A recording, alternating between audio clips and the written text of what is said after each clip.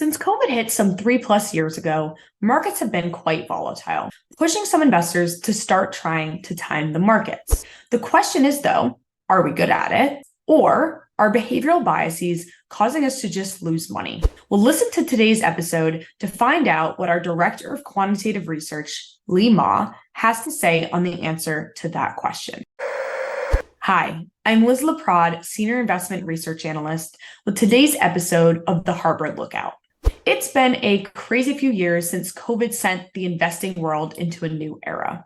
We've experienced the shortest recession in history, both inflation and interest rates rising for the first time in over a decade, a bear market, and plenty of rallies in between. The heightened volatility and uncertainty, though, tends to bring out behavioral biases that cause us to abandon a buy and hold strategy and performance chase. By performance chasing, I mean investing with the crowd into assets that are outperforming and therefore taking in a lot of money. So, are investors trading in and out of these assets successfully, or do they just end up losing money? Well, our Director of Quantitative Research, Lee Ma, did an amazing analysis on this story and came away with some really interesting conclusions. In order to quantify the cost of performance chasing behavior, she compared the returns of investors that are trading in and out of the assets versus the returns of investors who just bought and held the asset without moving money in or out.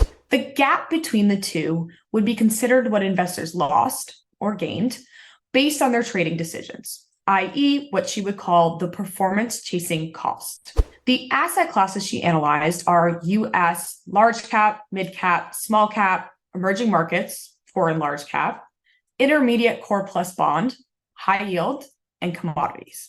Here are her takeaways. The first is that since 2006 and across those asset classes, performance chasing has cost investors 92 basis points on average per year over the rolling 5-year periods. Secondly, and not necessarily surprising, the toll on investor returns is typically more severe when market volatility is high. Thirdly, commodity investors incurred the highest cost as a percentage of market return over the rolling 1, 3, and 5-year periods. So this is measuring the magnitude of the performance cost. As an example, on average over the 5-year periods, US equity investors lost 12.4% of that asset class's buy and hold return.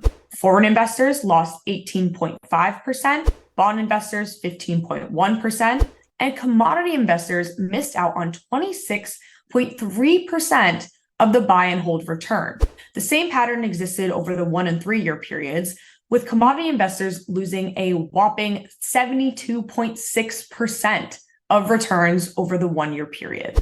Interestingly enough, commodity investors do seem to be successful in timing trades over longer periods of time, but only in high volatility markets. So in summary, all of us investors exhibit behavioral biases, but they tend to become more pronounced in times of volatility. But if you look at Lee Ma's research, we can now see that in most cases, our portfolios suffer when we act on these certain biases. So let's all keep that in mind as we continue to navigate different market environments moving forward. And that is it for me today. Talk to you all soon.